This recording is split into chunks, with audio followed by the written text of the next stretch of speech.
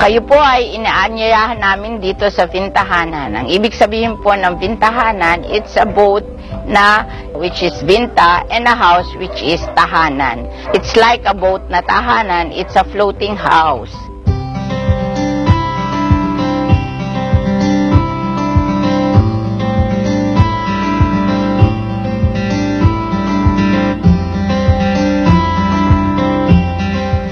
Ito po ay product ng isang Dutch technology na na-float natin yung bahay dito sa Laguna Lake.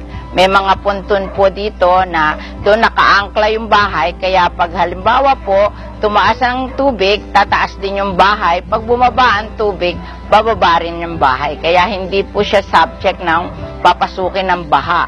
And at the same time, unlike the other houses in the lake, ito po ay may waste management facility. Kaya ang mga dumi po hindi pumupunta sa lake, kundi naandun po sa kanyang ipunan ng dumi at ito po ay nag-overflow, pupunta po ito sa ating tapunan ng dumi sa lupa.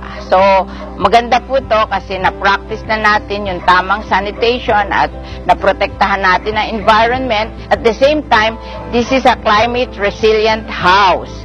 Dahil pag bumaha po, tumataas. Pag humapa ang baha, bababa uli.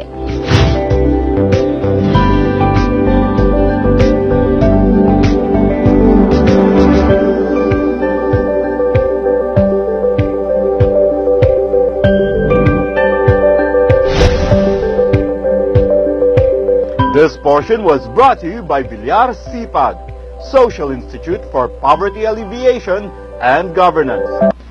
Ito po ang loob ng isang Vintahanan na pwede nating tirhan at ito ay maganda at ako po ay bumabati ng isang umagang puno ng mga kaalamang pang-agrikultura at pang-kabuhayan. Linggo-linggo ay lagi nyo kaming samahan. Salamat muli sa inyong pagsama, mga Ka-Agri TV.